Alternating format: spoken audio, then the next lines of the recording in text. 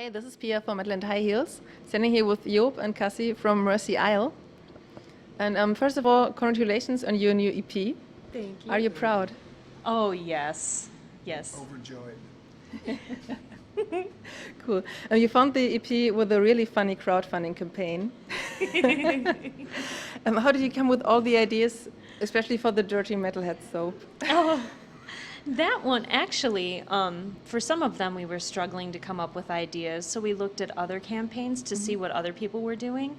But with the Dirty Metalhead, we were noticing some of our items were not selling that well. So I turned to our Islanders of Mercy Isle group on Facebook, and I just asked the fans, what are some things that you would like to see in the campaign offering? And one person said that they really like my soap, because I have made soap before. So they said, you should put your soap out there. Like, okay, I'll do that. Yeah, same thing with my cookies. Somebody else suggested my cookies. Yeah, I just wanted to ask how many hours have you spent the time baking? Have you spent in the kitchen baking cookies? Oh, that wasn't all that bad. It was maybe 3 hours. It wasn't that bad. Okay, that's okay. And tell us a secret. Which songs have been on your mixtapes? Actually, one of my songs was Kiss from a Rose by Seal. And, what's that one? Oh, I can't even think of the name of it now, from The Lion King, Scar's song. Mm-hmm. You don't watch Disney? No. Oh, okay, that's it. Do I look like a I Disney? do. You're fired. You're fired. You're not in I fucking love Disney. Yeah. And did you do a mixtape too? Yep. Which songs have been on it? Actually, I've contributed about 22 or 24 songs, basically. Yeah, he's an overachiever. He Yeah, I gave know. 2 discs. I have something to compensate, Wow. probably. Just tell us one song. One song, well, I would say my most favorite, but it's kind of, it's a double CD. It's songs that I have a special memory of, has special meaning to me, to a variety of stages of my life. And once upon a time, I decided to put all those songs on 2 CDs. So I cannot honestly say which one is the best I still haven't heard the song title. which one should I think Bronski beat Small Time Boy with that, but I think that would be my number one if I had to choose. Mm-hmm. Cool. It's totally not metal at all. Well, neither is Disney. Hello. How did you manage to record Storm, since you live in the Netherlands, the rest of the band in the US? Well, we each recorded our different parts, at the different studios. The guys mostly had direct line into their PCs, so it's pretty simple to just grab the files and give them to our studio to mix. There's this thing called internet. And Yeah, the internet thanks is to the internet. amazing. It's basically, there are ideas, and it doesn't matter who got those ideas, but they just put it up in a shared cloud environment, a shared space on the internet somewhere, and the other guys just pick it up and put it in their own computers and add their ideas to it, and upload it again, and then the other guys are listening to it and back and forth, and finally a result is there.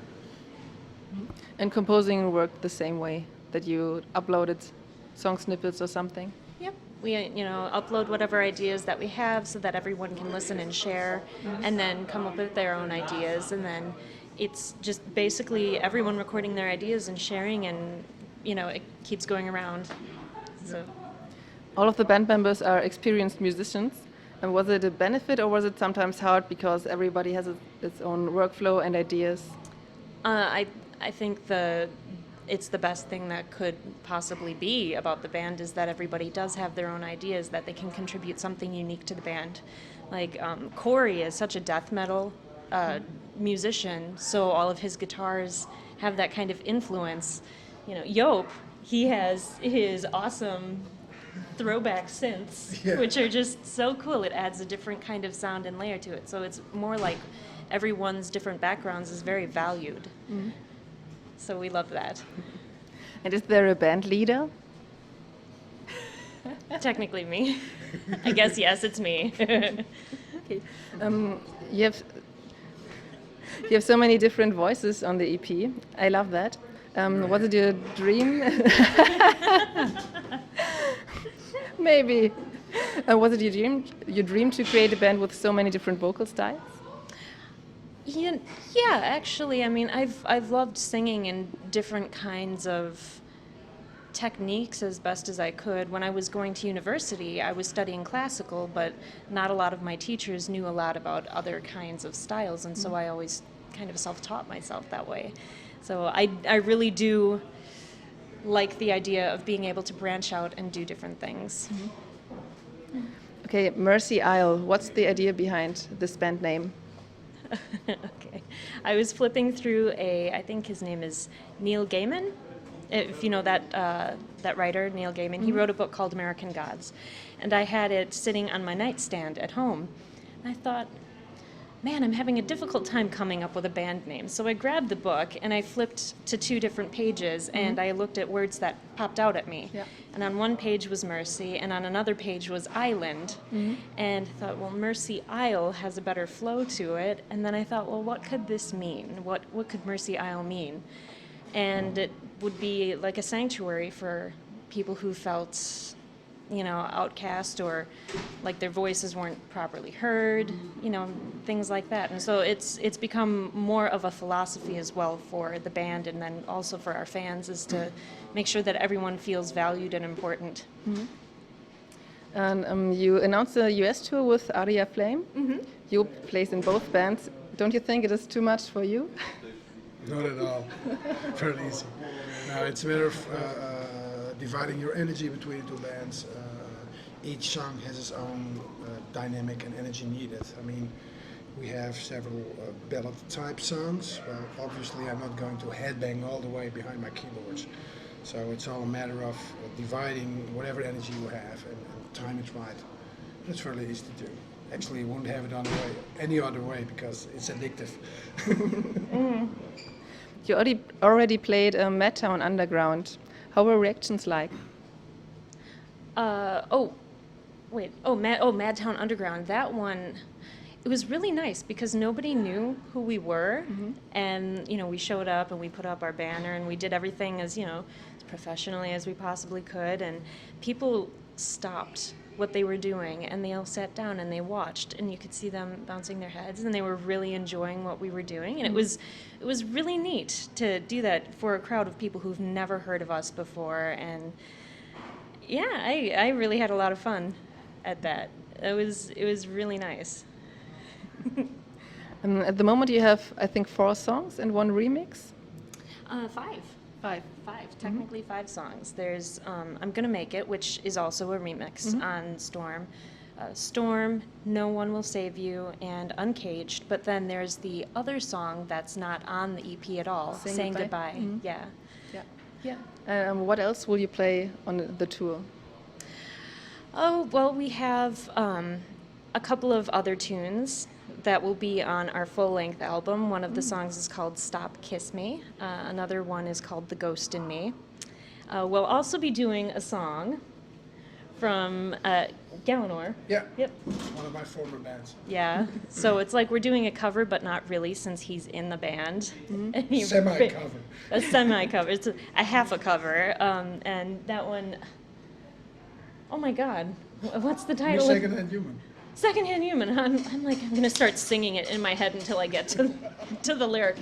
Secondhand Human. So yeah, so Secondhand Human. And then we do have 2 covers that we will be doing as well, just to get people familiar with us. So yeah. Love those 2. Yeah. Alone Actually, by they're- Heart and Love is a Battlefield by Pat Benatar. Wow. Classics, both of them. That leads me to my next question. How do you, when you do a cover version, do you ask the band if you are allowed to do a cover version of it, or how do you handle this? We do. What do you mean? Like Did you ask the band before you do the cover? Or do you just go on stage and play the song? We just play it. yeah, we just play it. It's usually not, at least certainly not in the United States. It's not an issue. It's you play it, and most bars already have licenses so that they can cover to pay for fees for copyright. So Plus the fact that in most countries it is that way, that if you play something without any commercial gain, you're allowed to do it, as long as you give proper credits to the original authors and writers of the specific song. So we announced the song, "Here we have a cover for you, it's from, well, you know her, Pat Benatar, Love's Battlefield," so we give credits where credit is due and all will be fine. And We're not expecting Pat to come up stage, getting a guitar and Yeah. chopping our heads off. yeah, and I mean, we don't plan on putting those on a CD No, at all. So On DVD whatsoever. Okay. You already mentioned that you have some songs for an upcoming album. What are your future plans in the nearest future? well, we'll see as how much we can get out, but I'm hoping for 10 to 12 songs on a full-length album, which I'm hoping we can release around the same time next year. We'll probably need to do another Indiegogo campaign to help cover that. But yes, it'll be a nice full-length album next year. Sure. Is there something you want to say to your fans? I love you. Thank you. Thank you all for supporting us, and so far with the EP. I hope you all listen to it, enjoy it, and if you don't have it, buy it. And I hope you will be as giving next year as you did last year. Yes. Cool. Thank you so much. Thank you. Thank you.